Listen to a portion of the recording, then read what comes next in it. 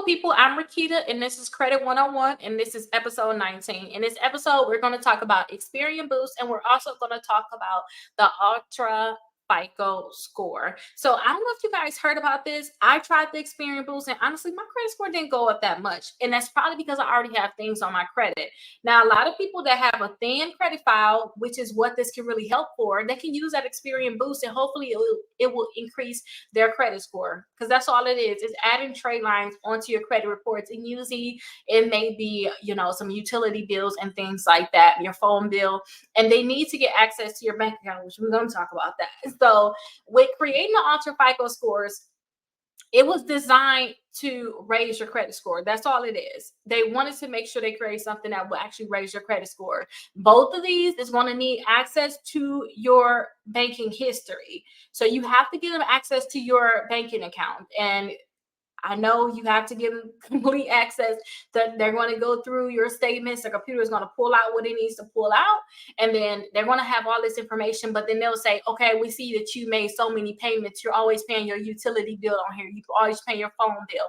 You have another thing," and they can you add that as trade lines on your credit reports that could actually increase your credit score. Now, the FICO, the Ultra FICO, they're going to consider your checking account, your savings account, and then your money market account history. So they're going to go based off of your history in terms of your account. So even if you guys, I want you guys to understand this. Some people may be watching this like, this don't even apply to me. I'm not going to use it.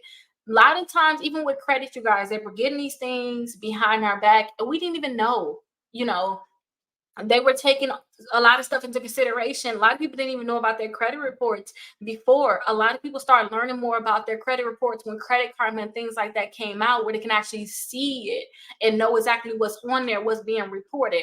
So we have to take these things into consideration and look at them and know exactly what's going on.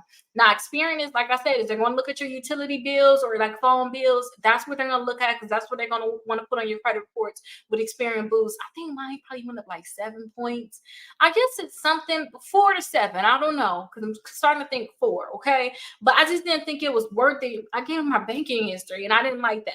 And the reason why I'm telling you guys, like, be careful, is because with Equifax, they had a breach in 2017, and they keep having breaches. And I don't know if you guys heard about what happened in Vegas, where their whole system was shut down. Hackers got it. Like, what happens when all your information is with them? So take that into consideration. Like, what if they get hacked again? All your information is going to be there. They have your complete banking history. They have your account number, your route number. They have all this information. So you want to make sure that your information is safe. Like I said, mine went up 4 to 7 points. So you have to decide if that's going to be worth it for you. But that's what I have to tell you about that. Now we're going to go to episode 20, where we're going to talk about Fannie Mae. So if you guys don't know, Fannie Mae is for mortgages. I'm going to talk to you guys about them. I'll see you guys there.